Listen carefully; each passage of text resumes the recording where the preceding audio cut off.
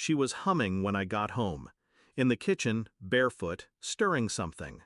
I stood in the doorway and watched her silhouette move slowly through the late afternoon light, her hand cradling the swell beneath her belly. That same humming, that same softness. But the phone call was still echoing in my head. "Are you sure you're the father?" The voice was low, careful, hesitant. It belonged to her cousin, James, a man who never called unless something was broken. He hadn't meant to say it, I could tell. But once the question fell, he didn't try to take it back. She turned, smiled. That perfect, glowing smile she'd worn since the pregnancy test lit up.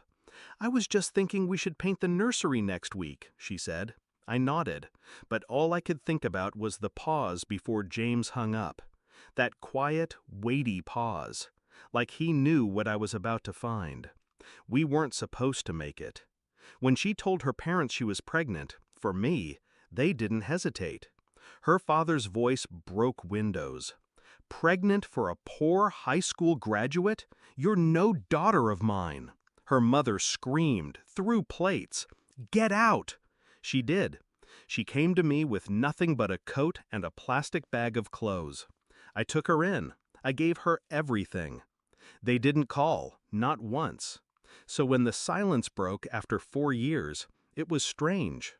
Her mother suddenly texting her, calling her, sending gifts, a bassinet, baby clothes, books about parenting. And then one day, while folding laundry, I noticed a receipt. Dinner, rooftop restaurant, 2 weeks ago. Expensive. I wasn't there. "I met with Mom," she said, smoothly.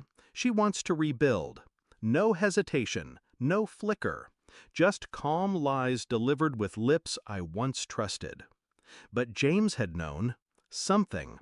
Enough to call me. Enough to ask that. And now the pieces had started to slide into place like quiet teeth in a trap. I didn't rage. I didn't accuse. I started listening, watching. She left her phone unlocked once, only once. That was all I needed. A name I didn't recognize. A thread of messages too carefully deleted, except one, archived instead of erased. "We need to talk. He's starting to get suspicious." No name, no context, just that. I saved it, sent it to myself. Over the next week, I played the long game. I kissed her cheek, bought her prenatal vitamins, rubbed her back, pretended. And I took the DNA test, quietly. One of those new ones, mouth swab, mail in. 2 weeks, that's what they said. I waited while she talked about baby names, while she brought up midwives and hospital bags. I waited with a storm under my skin, controlled, calculated. She never saw the cracks. The envelope arrived on a Thursday. I opened it in the car, alone, parked outside the same rooftop restaurant on her latest reconciliation lunch with her mother. I didn't react, just read, and reread. 0% probability of paternity. Not 10, not 2, 0. The baby she carried wasn't mine. I waited at the restaurant, sat where I could see the entrance. 30 minutes later, she emerged, not with her mother, with a man, older, graying, expensive watch, her father. They hugged. He kissed her forehead. I think I stopped breathing. That night, I cooked dinner, her favorite, chicken and cream sauce. She walked in, glowing again, laughing. "I saw Dad today," she said. "He's changed. He wants to help raise the baby." I handed her an envelope. The DNA results. Sealed. Clean. "What's this?" "Just open it." Her fingers hesitated. I watched her pupils shift as she read. Twice. 3 times. Then her voice cracked. "You did this behind my back?" I didn't answer, just stared at her. No anger, no voice, stillness. She backed away, trembling. "It doesn't mean anything. Things were complicated back then," I thought. "You thought I was too stupid to count months?" Her breath caught. Her lips moved, but no words came.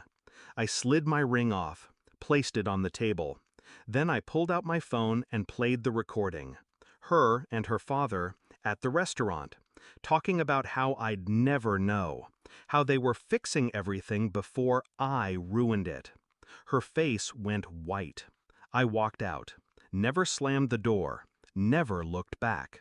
She called, dozens of times. I never answered. Eventually the calls stopped. Maybe her father paid her off. Maybe she spun another lie. Doesn't matter.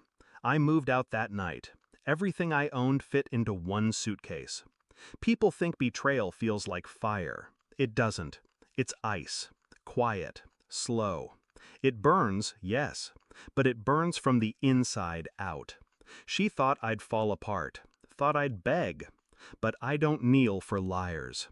And she'll wake up every morning knowing I know, that I walked away, calm, unbroken, and that the man she deceived without blinking saw everything.